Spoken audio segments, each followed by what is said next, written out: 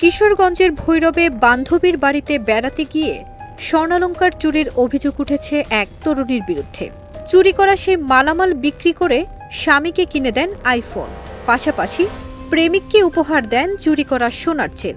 এ ঘটনায় অবশেষে ৩ জনই ধরা পড়লেন পুলিশের জালে।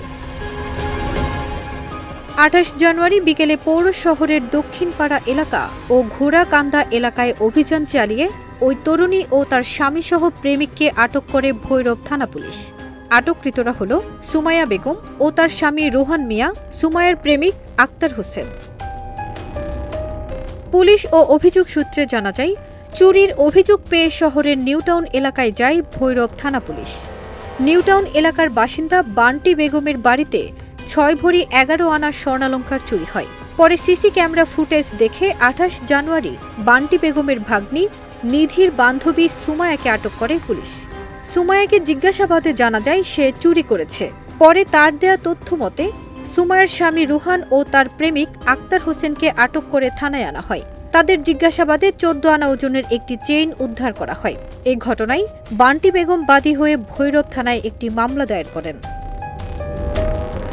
এ বিষয়ে অভিযোগকারী বান্টি বেগম বলেন, সন্ধ্যায় আমরা বাড়িতে না থাকার সুযোগে সুমাইয়া গোপনে ঘরে প্রবেশ করে চুরি করে। সে আমাদের ঘরের আলমারিতে থাকা সোনার চেন, ব্রেসলেট, আংটি, সোনার হার, কানের দুল সহ সর্বমোট ৬ ভরি ১১ আনা সোনা নিয়ে যায়। এ বিষয়ে পুলিশ পরিদর্শক মোহাম্মদ শাহিন বলেন, সুমাইয়াকে আটকের পর জিজ্ঞাসাবাদে চুরির কথা স্বীকার করেছে। সুমাইয়া স্বর্ণালংকার বিক্রি করে তার স্বামীর জন্য ১ লাখ টাকা দিয়ে আইফোন ও নিজের জন্য একটি স্মার্টফোন কিনেছে। তার কাছে কিছু নগদ টাকাও পাওয়া গেছে। সুমাইয়ার দেয়া তথ্য মতে তার প্রেমিক আক্তার হোসেনের কাছ থেকে একটি ১৪ আনা ওজনের স্বর্ণালংকার উদ্ধার করা হয়েছে। আসামিদের আদালতের মাধ্যমে কিশোরগঞ্জ কারাগারে পাঠানো হয়েছে।